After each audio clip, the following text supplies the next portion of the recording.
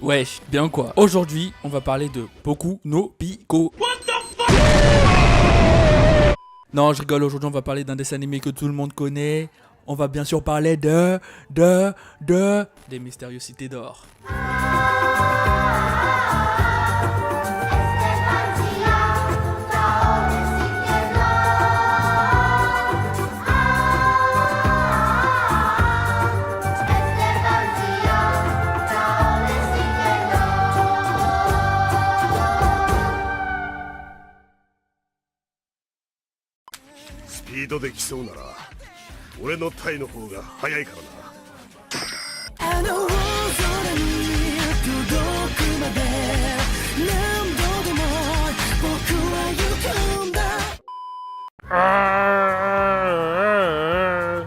Esteban Tilla dans les cités d'or.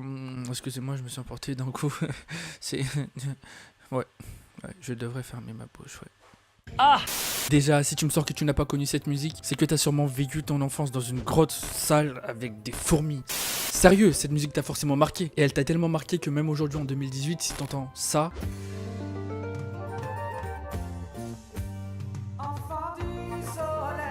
Tu reconnais la musique directe. Les Mystérieuses Cités d'Or a refait mon enfance. Je te le dis clairement, je pourrais t'en parler pendant des jours et des jours.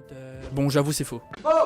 Déjà, je suis en 2002. Du coup, j'ai grandi avec Esteban, Tia, Tao, et il y a aussi son perroquet chelou là, mais il sert totalement à rien, on s'en fout. Coucou.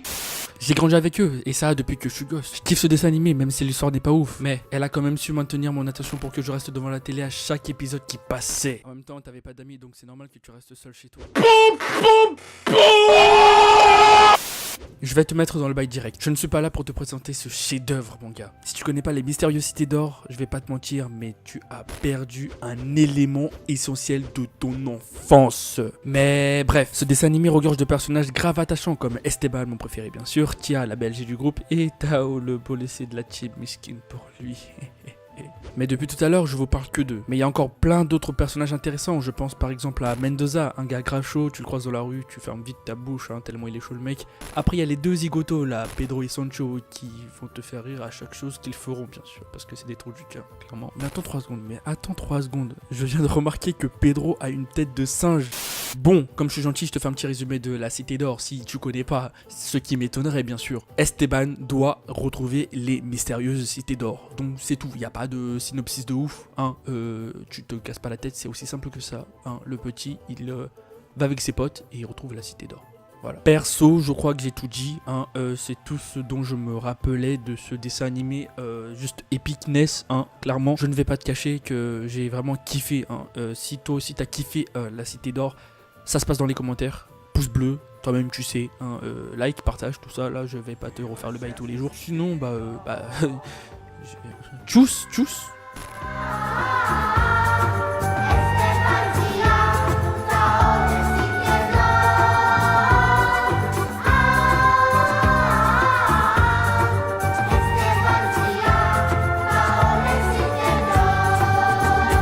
Enfant du soleil, ton destin est sans pareil. L'aventure t'appelle, n'attends pas et cours vers elle.